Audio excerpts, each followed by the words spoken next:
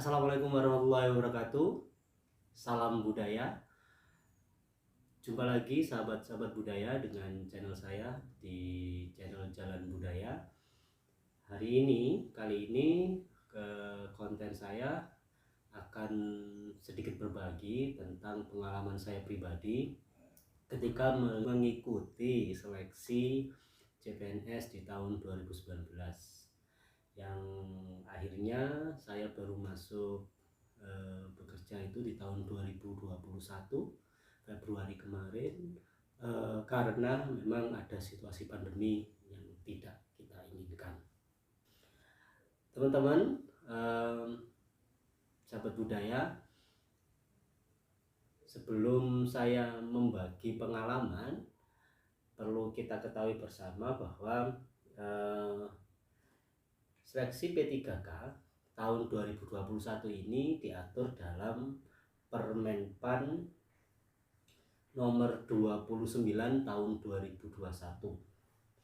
Adapun tahapannya menurut peraturan pemerintah tersebut, untuk jabatan guru ada perencanaan yang sudah dilalui bersama, pengumuman lowongan juga sudah dilalui bersama, pelamaran atau seleksi, pengumuman hasil seleksi, dan yang terakhir adalah pengangkatan menjadi P3K.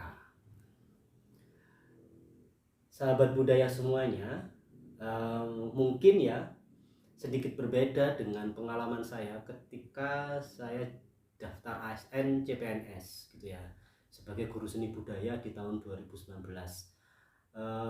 Namun ketika saya baca kembali Permenpannya tahun nomor 29 itu tahun 2021, kemungkinan di sini ada sedikit triks dan tips yang bisa saya bagi teman-teman, bagi sahabat budaya semuanya yang ingin mengikuti seleksi P3K guru seni budaya. Karena memang ada yang menarik ketika ngomong guru seni budaya di seleksi kemarin, khususnya di tes SKB, seleksi kompetensi bidang. Dan di sini memang ada di tes P3K itu ada yang berkaitan dengan hal tersebut gitu ya. Hampir semua peserta CPNS kemarin yang mendaftar atau melamar di guru seni budaya itu agak-agak kecilek lah, apa ya, bahasa Indonesianya itu agak terkecoh lah, bukan terkecoh, agak di luar prediksi mereka tentang soal yang keluar ketika tes seleksi kompetensi bidang seperti itu. Oke, langsung saja. Di sini saya akan menjelaskan dulu tentang kisi-kisi soal P3K tahun 2021 ya. Kisi-kisinya menurut Permenpan nomor 29 tahun 2021 itu ada kompetensi teknis. Untuk kompetensi teknis berisikan penguasaan, pengetahuan, keterampilan, dan sikap atau perilaku yang dapat diamati, diukur, dan dikembangkan yang spesifik berkaitan dengan bidang teknis jabatan. Dalam tanda kutip yang perlu digarisbawahi adalah yang berkaitan dengan bidang teknis jabatan. Jadi kalau guru teman-teman sahabat budaya ini melamar guru seni budaya, tentunya yang berkaitan dengan seni budaya, pembelajaran sebagai guru seni budaya seperti itu. Nah, menarik ketika berbicara ini, kompetensi ini hampir kalau saya bayangkan di seleksi P3K tahun ini seperti SKB di tes CPNS kemarin, karena yang berkaitan dengan bidang teknis jabatan sebagai guru seni budaya. Nah, pengalaman saya ketika pada waktu tes SKB di tahun 2020 November kalau nggak salah gitu ya, karena memang jaraknya lama dengan tes seleksi kompetisi dasar dikarenakan pandemi itu. Ternyata di seleksi bidang, kompetensi bidang itu di khususnya ya, saya juga kurang mengerti ketika di guru-guru yang lainnya, tapi di guru seni budaya hampir tidak ada pertanyaan atau soal yang menanyakan tentang keilmuan seni budaya. Contoh kalau bidang tari, mungkin tari ini berasal dari mana, itu tidak ada. Kalau musik mungkin disuruh baca notasi, kalau rupa mungkin disuruh pertanyaan yang mengarah ke seni rupa terapan, seni rupa murni atau seperti itu tidak ada, teman, tidak muncul atau tidak keluar sama sekali soal-soal seperti itu. Saya juga kurang paham kenapa panitia seleksi tidak mengeluarkan soal-soal yang berkaitan dengan keilmuan seni budaya gitu ya. Tapi kalau hemat pemikiran saya, karena mungkin kita guru, jadi karena guru lah ini semua soal itu yang berkaitan dengan kompetensi gurunya, bukan keilmuan seni budayanya gitu ya. Jadi ya memang lamaran kita itu guru ya. Jadi yang keluar soal-soal yang di SKB itu seputar pedagogi gitu ya.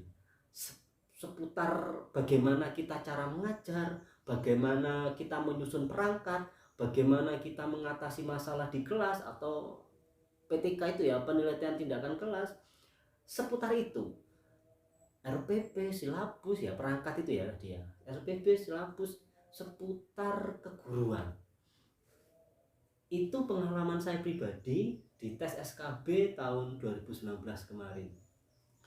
Entah di tahun ini di seleksi P3K apakah akan sama atau tidak. Yang jelas pengalaman pribadi saya seperti itu kemarin. Itu untuk kompetensi teknis. Untuk kompetensi manajerial, kalau saya baca sepintas, kompetensi manajer ini adalah penguasaan pengetahuan, keterampilan, dan sikap atau perilaku dalam berorganisasi yang dapat diamati, diukur, dan dikembangkan terkait dengan integritas, kerjasama, komunikasi, orientasi pada hasil, pelayanan publik, pengembangan diri dan orang lain, mengelola perubahan, dan pengambilan keputusan. Ini kalau saya baca sepintas, menurut hemat pemahaman saya, ini seperti SKD, malah seperti seleksi kompetensi dasar yang bidangnya TWK. TKP.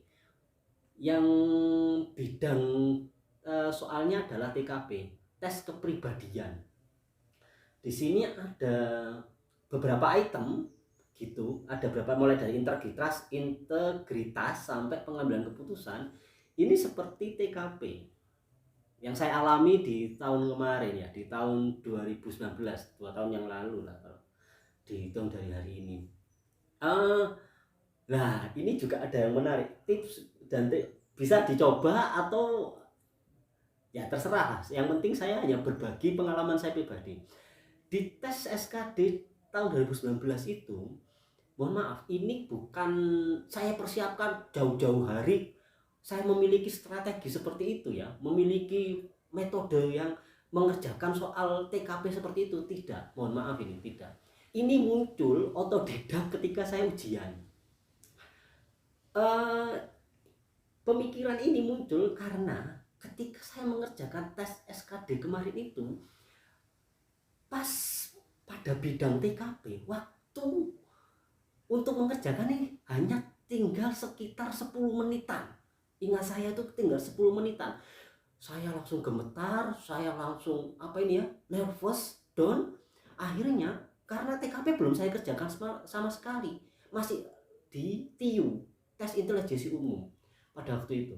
Akhirnya entah dari mana idenya, tiba-tiba ada pemikiran bahwa ketika saya mengerjakan TKP ini,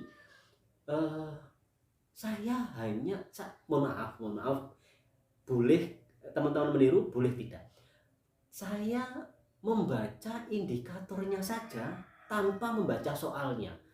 Ketika di situ ngomong umpamanya kerjasama, seumpama kerjasama, teamwork, maka saya memilih jawaban yang berkaitan dengan kebaikan bekerja sama dalam sebuah instansi atau organisasi.